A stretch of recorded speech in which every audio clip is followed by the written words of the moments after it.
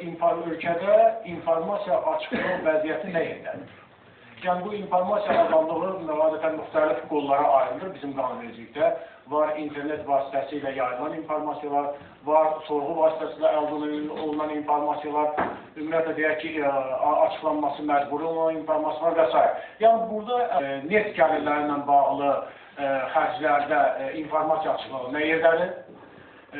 Büdcə ilə bağlı xərclərdə informasiya açıqlığı nə yerdədir? O cümlədən bu neftlə bağlı gəlirlərin sosial mühitə təsirləri nə yerdədir? İnformasiya açıqlığının monitorinq aparılıbdır və burada da xüsusilə qeyd etmək istəyirəm ki, tək elə bir bizim multimedia informasiya sistemləri texnologiyalar mərkəzi tərəfindən deyil, əslində bu 4 qurumun bir layihəsidir. Buna görə indi bu qarşınızda gördüyünüz, monitorda gördüyünüz məsələlərdə bunu bir daha sizə ispatlı usulü qeyd edəcək. Osman mənim qeyd elədiyi kimi biz 3 qrup üzrə sorğular hazırladıq. Sorğuya cavab verməyənlər BP Azərbaycan şirkəti və 83% də gözəl qurumlar. Yəni, sorğuya cavab verməyənlər 100% olaraq qəbul edilir, 109%. Cavablandıran sorğularda informasiya təminatı məsələsinə gələnlərə, yəni, hələ sorğuya cavab vermək, informasiya vermək demək deyil. Çünki sorğuya cavabda imtinaz ola bilir, sorğuya cavabda başqa istiqamətləndirməsi ola bilir, sorğuya cavabda informasiya qismən də təmin oluna bilir, sorğuya cavabda informasiya tam təmin oluna bilir.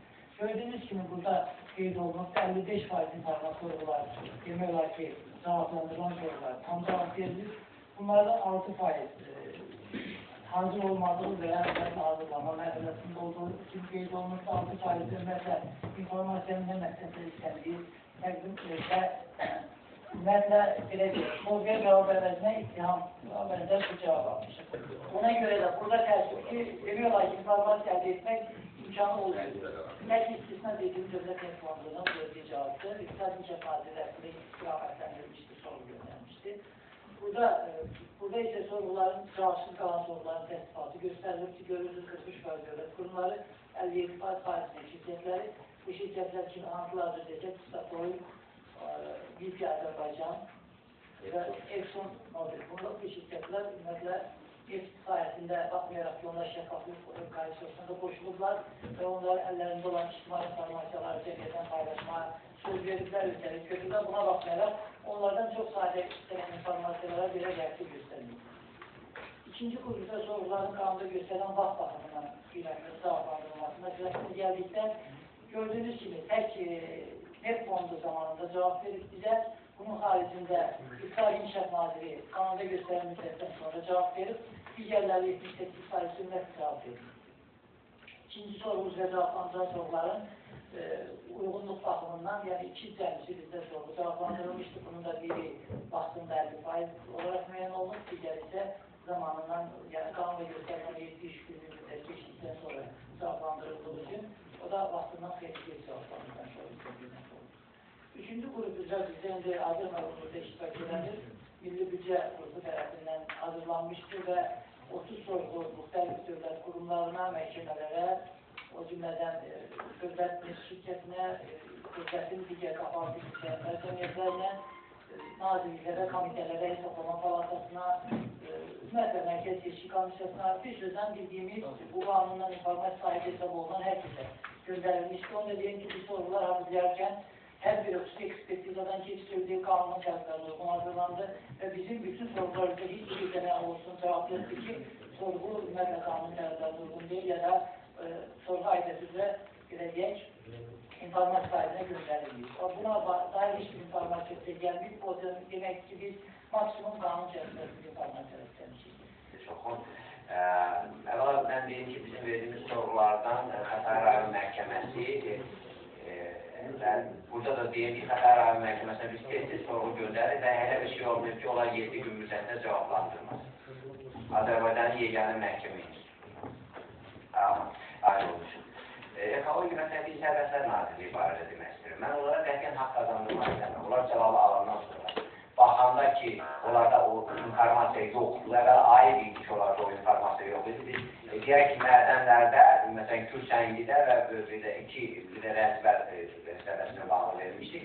Onlarda təbii və texniki radiasiya fonu və bunun normativlərə nə dərəcədə uyğun olub olmaması soruşulur. Bu, əlbəttə, bunu bilməliyirlər. Bilməyirlərsə, bunlar üçün aid idi. Amma indi bunlar əlbəttə cavab verməməkdənsə, belə qərara gəlirlər ki, bir briqada yarasınlar, gediblər, yoxlayıblar, üstə gərək o neft şirkətində yüksək məbləğdə cərimə edib ki, məsələn, neft şirkəti dediyimiz informasiya sahibi deyilik və istinad edirlər qanunun konkret maddəsinə. Biz də deyirik ki, onlar bizim kollegalar, bu hüquqşünaslar deyir ki, onlar təbii monopolistdir, bazarda hökmran mövqeyi tuturlar, 30%-dən geniş əhatə edirlər, onda belə çıxır ki, bəli, təbii monopolistlər informasiya sahibi sahiblər cavab verməlidir. Bax, burada bir mübahisə qalır, bu yeri gəlmiş. Sonra mən əvvəldə də bu qənaət edirəm, vilayət gətirir. Dövlət orqanları qanunda göstərildiyi kimi, sonra cavab verir, kömək etmək işində belə meyilli deyirlər. Yenə də mən qeyd etmək istəyirəm ki, bu istiqamətdə xüsusilə bir cəhət ondan ibarətdir ki, dövlət orqanları burada indi vətəndaş cəmiyyəti müraciət ediblər. Ola ki, dövlət orqanları bir-birlərinə informasiya asan verirlər. Dövlət orqanları vətəndaş cəmiyyətinin işləri ilə ərəz əməkdaşlığı götürürlər, öhdəliklər səviyyəsində qurulurlar və vətəndaş cəmiyyətinin işlərindən bu qədər də çəkinmirlər və onlarla hesablaşmaq niyyətində deyirlər. Digər bir qənaət ondan ibarətdir ki, üç qrup üzrə əmsi vəziyyət bizdə oldu, deməli, bizim işləməyimiz üçün kifayət qədər də yaxşı mümkün yoxdur. Yəni, biz Mədən Sənədinin şəffaflıq təşəbbüsü üzrə ixtisaslaşmış bir koalisiya olaraq, baxmayaraq ki, Azərbaycan Hökumət Komissiyası ilə və bu komissiyanın 11 dənə üzvü var, onlardan bir də dövlət neft şirkətidir, digərləri də dövlət orqanlarıdır. Və eyni zamanda 26 şirkətlə birgə bir memorandum imzalamış. Tanışılıq nədən ibarət idi?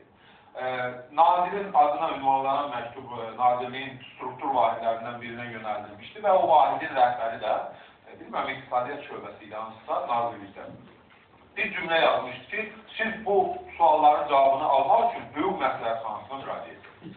Ondan sonra biz tənbəllik eləmədik, yenidən həmin sorğunu yazdıq, təkrar olaraq Misir Məhkəməsinin ünvanına və orada bir daha vurguladıq ki, bu maddələr sizin üzərinizdə öhdəlik qoyur ki, bu sorğuya cavab verərsiniz. Bu dəfə cavab verir ki, sadəcə 20-25% deyir ki, suallara cavab verilir. Yəni, deməyim ondan ibarət ki, burada büdcə şəffaflığından, ümumiyyətlə o dövlətdə o korrupsiyaya qarşı mübarizə məsələlərində maraqlı olaraq siz bu araşdırmaları aparmışsınız.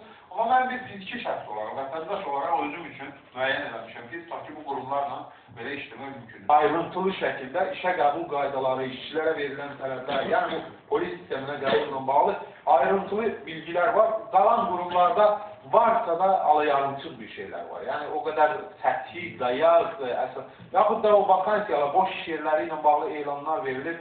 Bəzi qurumlarda məsələn o elanların nə tarixi var, nə bir şey. Yazılıb ki, belə bir mütəxəssis axtarır. Əmək haqqı dərəcəsi haqqında heç nə yoxdur, işə qəbul qaydaları haqqında heç nə yoxdur. Ümumi bir informasiya, kim bilə bəlkə də 2 il qabaq qoyurlar, elə qalıb orada, yəqin ki o yer tutulub da çoxdan. Əgər bugün informasiya əldə olması ilə bağlı müvəkkil institutu yaranmış olsaydı, təbii ki, bu institut birinci növbədə qanunun o maarifləndirici tərəflərinə işin salardı.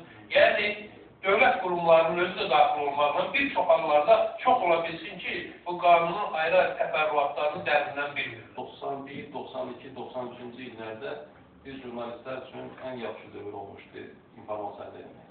Məsələn, bugün ən qapalı sayılan Nazirlər Kabineti kimi bir qurum. O zaman da çox rahat informasiya əldə etmək, oraya gedib gəlmək və s. işləmək, mətbuat xidməti ilə də və s. işləmək çox asan deyil. Və bütün demək olar ki, qurumlarla iş daha mümkün olursa.